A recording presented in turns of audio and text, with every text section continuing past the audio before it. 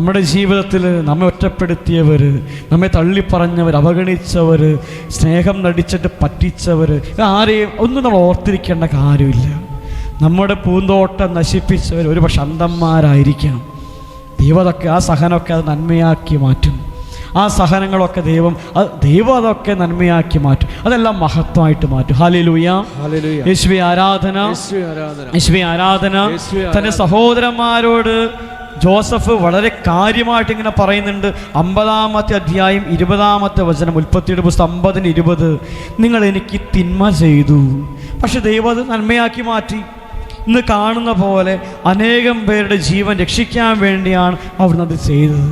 കാര്യം നിങ്ങൾ ചെയ്തതൊക്കെ തിന്മയാണ്, വേദനിപ്പിക്കുന്ന കാര്യങ്ങളാണ് നിങ്ങൾ ചെയ്തത്. ഒരാൾക്ക് അങ്ങനെ മറക്കാൻ പറ്റുന്ന കാര്യമല്ല. പക്ഷെ ഞാനതെല്ലാം മറന്നു. കാരണം എനിക്കറിയാം ദൈവം അത് നന്മയാക്കി മാറ്റുമെന്ന് എനിക്കറിയാം. ദൈവം നന്മയാക്കി മാറ്റി. ഈ ക്ഷാമത്തിൻ്റെ നാളുകളിൽ ഇന്ന് കാണുന്ന പോലെ അനേകം പേരുടെ ജീവൻ രക്ഷിക്കാൻ വേണ്ടിയാണ് ദൈവം അത് ക്രമീകരിച്ചത്. അത് ദൈവത്തിൻ്റെ പദ്ധതിയാണെന്ന് ഒരു പക്ഷെ നമ്മെ വേദനിപ്പിച്ചവർക്ക് അറിയാമായിരിക്കില്ല. നമുക്ക് ഇത്രമാത്രം വേദനിച്ചു, നമ്മുടെ ഹൃദയം ഇത്രമാത്രം മുറിഞ്ഞു എന്നൊരു പക്ഷെ അവർക്കറിയാമായിരിക്കില്ല. ഹല്ലേലൂയ, യേശുവേ ആരാധന, യേശുവേ ആരാധന. ദാവീദിന്റെ ജീവിതത്തിൽ സംഭവം കാണാൻ പറ്റും.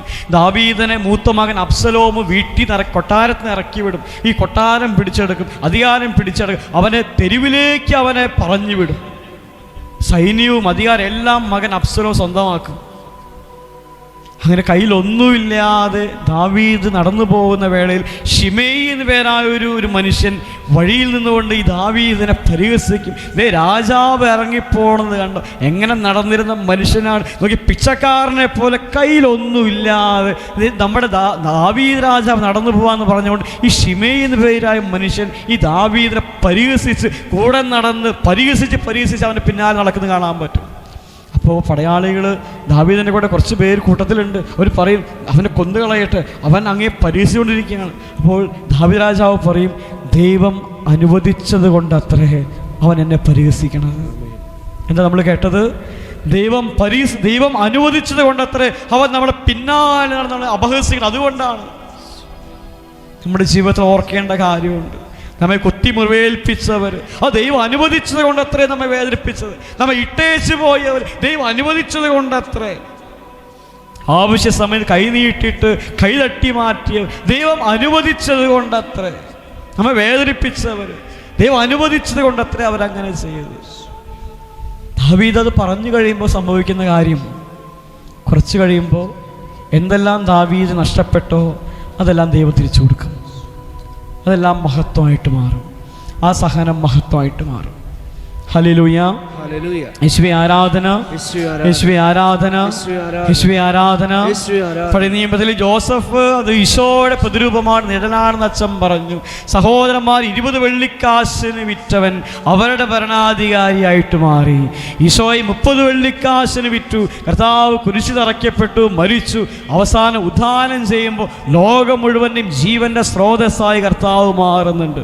പൊട്ടക്കിണറ്റിൽ കിടന്നവൻ സിംഹാസനത്തിലിരുന്ന് ജനത്തെ ഭരിക്കുന്ന അവസ്ഥയിലേക്ക് വരുന്നു. കർത്താവിന് 30 വെള്ളിക്കാശിന് വിറ്റ് കർത്താവ് കുരിശിലും മരിച്ച് മരണത്തെ പരാജയപ്പെട്ട് ഉദ്ധാനം ചെയ്തു കഴിയുമ്പോൾ ലോകം മുഴുവൻ്റെയും രക്ഷയുടെ സ്രോതസ്സായി കർത്താവ് മാറും. അതുകൊണ്ടാണ് ആദ്യത്തെ പ്രസംഗത്തിൽ പത്രോസ് ഇങ്ങനെ പറയണത്, നിങ്ങൾ കുരിശിൽ തറച്ചു പോകുന്ന നസ്രായനായ യേശുവിനെ ദൈവം കർത്താവ് രക്ഷകനുമായി ഉയർത്തി. ഇസ്രായേൽ മുഴുവൻ ഇത് ഗ്രഹിക്കട്ടെ, നിങ്ങൾ കുരിശിൽ തറച്ചു പോകുന്ന കർത്താവിനെ ദൈവം കർത്താവ് രക്ഷകരമായിട്ട് ഉയർത്തി. ഹല്ലേലൂയ, യേശുവേ ആരാധന, യേശുവേ ആരാധന, യേശുവേ ആരാധന. ഹല്ലേലൂയ, യേശുവേ ആരാധന. നമുക്ക് എഴുന്നേറ്റ് നിൽക്കാം. കർത്താവിന്റെ സന്നിധിയിൽ എഴുന്നേറ്റ് നിൽക്കുന്നു. എല്ലാവരും ദൈവസന്നിധിയിൽ എഴുന്നേറ്റ് നിൽക്കുന്നു. നമുക്കൊരു നിമിഷം കണ്ണുകളടയ്ക്കാം, കരങ്ങൾ നെഞ്ചോട് ചേർത്ത് പിടിക്കാം. കർത്താവായ ദൈവമേ, കഴിഞ്ഞ നാളുകളിൽ നീ ഞങ്ങളെ പരിപാലിക്കുവാൻ ഞങ്ങൾ മനസ്സിലാക്കുന്നു. അത് ഞങ്ങൾ കൂടെ ഉണ്ടായാൽ ഞങ്ങൾ മനസ്സിലാക്കുന്നു. ജോസഫിൻ്റെ കൂടെ എന്നപോലെ അങ്ങ് ഞങ്ങൾ കൂടെ ഉണ്ടെന്ന് മനസ്സിലാക്കുന്നു. അങ്ങയോട് കൂടെ നിൽക്കുവാനും ഞങ്ങളെ സഹായിക്കണമേ. സഹനങ്ങളുടെ മധ്യേ, തകർച്ചകളുടെ മധ്യേ, കണ്ണീരിൻ്റെ മധ്യേ അങ്ങയോട് ചേർന്നിരിക്കുവാൻ കൃപ നൽകണമേ. അങ്ങ് ഇതെല്ലാം നന്മയ്ക്കായിട്ട് മാറ്റുമെന്ന് ഞങ്ങൾ വിശ്വസിക്കുന്നു. ഈ സഹനം കടന്നു പോവും, ഈ വിഷമം കടന്നു പോവും, ഈ കണ്ണുനീര് കടന്നു പോവും എന്ന് മനസ്സിലാക്കുവാൻ കൃപ നൽകണമേ.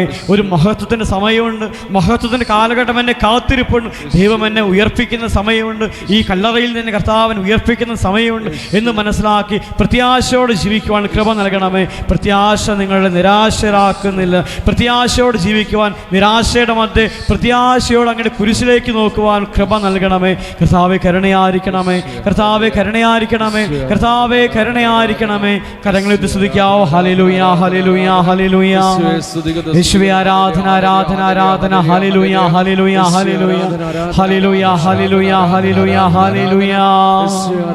പരിശുദ്ധൻ, പരിശുദ്ധൻ, പരിശുദ്ധൻ, പരിശുദ്ധൻ, പരിശുദ്ധൻ, പരിശുദ്ധൻ. സ്തുതിക്കുന്നു, സ്തുതിക്കുന്നു, സ്തുതിക്കുന്നു, സ്തുതിക്കുന്നു, സ്തുതിക്കുന്നു, സ്തുതിക്കുന്നു, സ്തുതിക്കുന്നു, സ്തുതിക്കുന്നു. Hallelujah, hallelujah, hallelujah. കർത്താവേ, അങ്ങ് വിതച്ച ഒരു വചനം പോലും പാഴായി പോകാതെ എല്ലാം വേര് പിടിച്ച് അഭിഷേകമായി മാറാൻ വേണ്ടി പ്രാർത്ഥിക്കുന്നു. എല്ലാം അഭിഷേകമായി മാറാൻ വേണ്ടി പ്രാർത്ഥിക്കുന്നു. Hallelujah, hallelujah, hallelujah.